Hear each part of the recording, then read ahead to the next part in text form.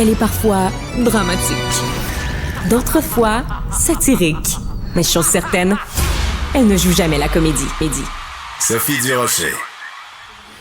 On est en train de parler de la fois où Marc Bollard... Est-ce qu'on a le droit de le dire en ondes? Où tu avais un colloque qui travaillait pour le SCRS? Oui, donc le CIA canadien, le Service canadien des renseignements et de la sécurité. Et il n'avait pas le droit de te dire ce qu'il faisait dans la vie. Non.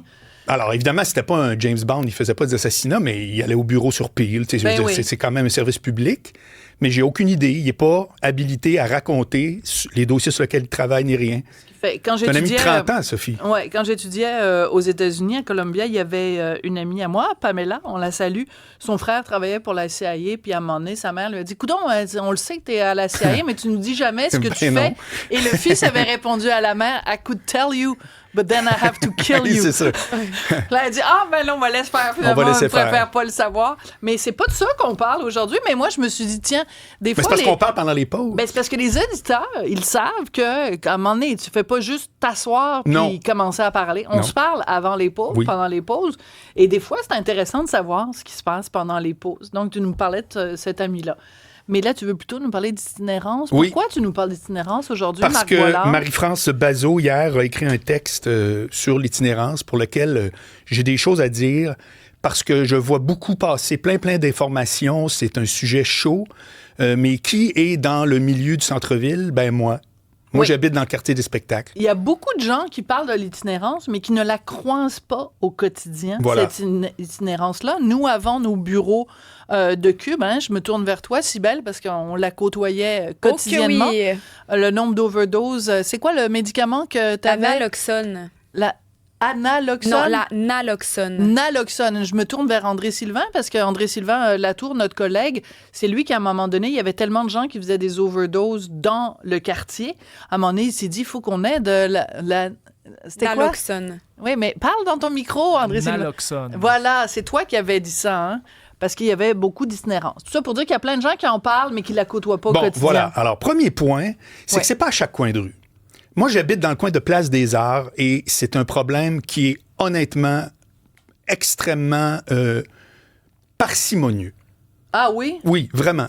Parce que juste un petit peu plus haut, parce que je sais où tu habites, juste un petit peu plus haut de chez toi, il y a beaucoup de sans-abri autochtones. Oui, c'est sur du parc. C'est une problématique particulière, mais des gens qui sont sous-morts de 5 heures le matin jusqu'à 5 heures le lendemain matin. Quand tu descends de Sherbrooke, il n'y a pas ça. Ouais. OK, moi, c'est en bas de Sherbrooke, il n'y a pas ça. Fait que je veux juste commencer par dire, c'est pas un film de zombies, là.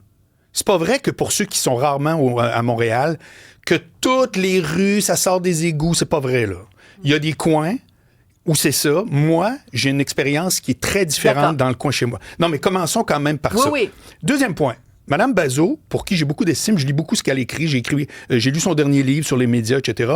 Donc, Marie-France Bazot, moi, c'est pas genre je me porte en foi tout ce qu'elle dit. C'est faux, c'est le contraire.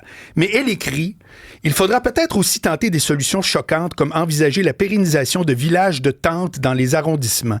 Les moyens d'offrir un toit à tous devront être passés hors du cadre. » OK? Donc, elle suggère que les campements avec des tentes, qu'on rende ça permanent. Mettons. Pendant l'hiver. Écoute, c'est une idée à travers d'autres. Ce qu'elle veut dire, c'est penser hors du cadre. À ça. Oui.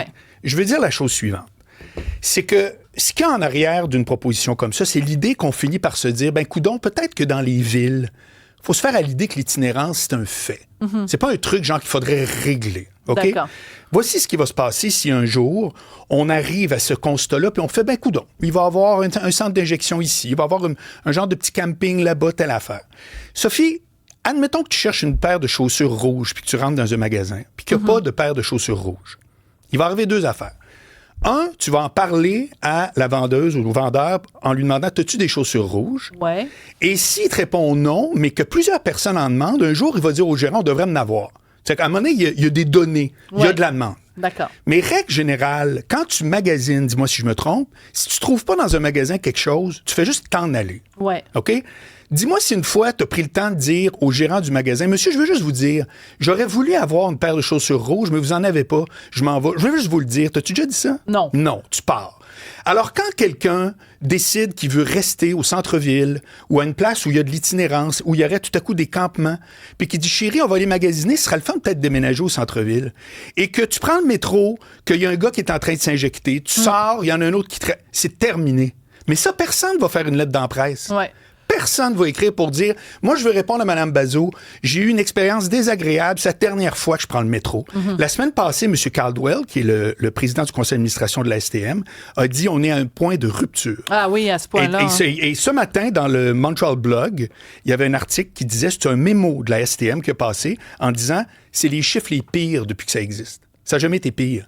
En termes d'itinérance, de problèmes de les santé plaintes, mentale, le nombre etc. de plaintes, le nombre d'agressions qu'il y a eu, telle affaire. Et la fille de Richard s'est fait frapper.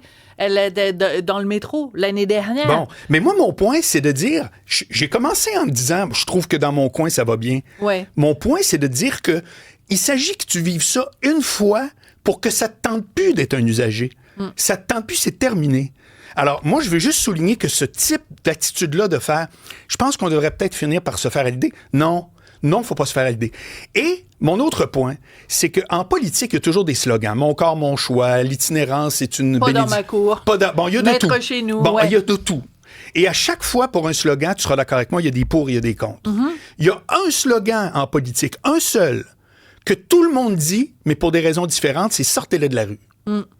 Sortez-les de la rue, il y a ceux qui disent pour des raisons humanitaires, ça n'a pas de sens de manger dans les vidanges, ils ont raison. Et ils sortez-les de la rue, je veux pas y voir. Eux autres, c'est les méchants dans l'histoire. Mais les deux, ils disent la même chose.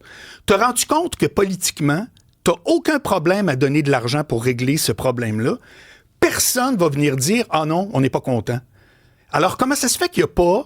Je te donne une proposition à travers 1000.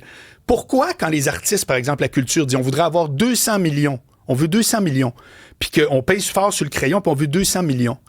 Pourquoi ce ne serait pas la réponse? Savez-vous quoi? On vous en donne 150, puis il y en a 50 qui s'en va l'itinérance. Est-ce que politiquement, les artistes vont dire « On nous enlève 50 millions, c'est épouvantable, on en voulait 200, puis ça va s'en aller pour que les gens arrêtent de coucher dans la rue. » Politiquement, il n'y a même pas de prix à payer. Ça fait que vous avez juste à prendre une pièce pour l'itinérance, puis l'enlever n'importe où ailleurs, puis tout le monde va faire « Ben oui, c'est toujours... » Vrai ou faux? Marc Boilard s'en va en politique et il vient de nous exposer son programme. Écoute, je pense que c'est une question extrêmement complexe. Je balance ça, là. Non. Je suis loin d'être en train de dire c'est facile à régler, mais quand même, il y a des choses que je te raconte que j'ai pas entendues ailleurs. Ouais. Le métro. Ouais. OK? Le métro. Actuellement, là, c'est les plaintes, les problèmes, je ne vais même pas les dire, tout le monde est au courant. Les solutions, on rajoute la police, ça se bat, on n'a pas les moyens, telle affaire. T'as-tu vu comment c'est facile rentrer dans le métro en passant par-dessus le tourniquet? T'as-tu constaté ça? Je dois avouer quelque chose, Marc, c'est que depuis quelques années, à cause, entre autres, du petit monsieur qui m'a menacé de m'envoyer dans le coma pendant plusieurs années, je ne prends pas le métro. Parfait, je te comprends très bien. C'est pas par snobisme, mais c'est pour ma sécurité. Donc, je peux pas te dire comment ça se passe dans le métro mais tu sais les tourniquets. Oui, je sais c'est quoi un tourniquet, oui. Tu sais à quel point c'est facile. Écoute, le métro McGill, là, on dirait que c'est une invitation c'est une passoire? Quand même, là, tu le tires vers toi, tu passes par-dessus, ça prend 2 secondes. Moi, le nombre de gens que je vois passer quand il y a trop de gens, quand la file est longue, voilà. D'après toi, qui passe par-dessus? Est-ce que c'est la fille de 32 ans qui travaille au centre-ville, qui prend le métro et que ça passe au puce? B, la petite madame de 75 qui a son cabas puis qui va faire son marché? Ou C, un jeune ou un itinérant ou un qui passe? C'est qui? C'est 3. Ouais, voilà. Alors, si, en partant, on avait des portes coulissantes dans les principales stations de métro, probablement, selon ma petite estimation de gars qui le prend, le métro, là, depuis 25 ans, c'est 50% des problèmes qui sont réglés. Alors là, tu vas dire, oui, mais c'est terrible, il y a des itinérants aussi qui vont là. Le métro est fermé la nuit. Ouais, oui. C'est même pas un refuge, alors qu'il y a des gens qui pensent que ça peut au moins servir à ça. Donc, c'est 2 problèmes qui en créent un 3e. Oui, puis il y a toute la question, écoute, de la santé mentale, il y a la question des drogues, il y a la question des opioïdes. Le REM a des portes coulissantes. Est-ce que quelqu'un s'est plaint de ça? Non, c'est vrai. Partout. c'est des portes coulissantes. Oui, si t'as pas parce payé... qu'après, tu restes pogné dans le rêve. Non, mais il faut que pire, c'est juste à Paris. Oui. Hey, mais on se quitte là-dessus. Merci beaucoup. Ben oui, à Paris, il y a plein de gens qui passent par des Je fais juste balancer ça. Il y a d'autres idées. Non, mais on va se quitter là-dessus. Merci beaucoup. Très intéressant, Marc Boilard. Merci, Cybèle. Merci, André Sylvain. Merci, Jean-Philippe. Merci surtout à vous. Et on se retrouve demain.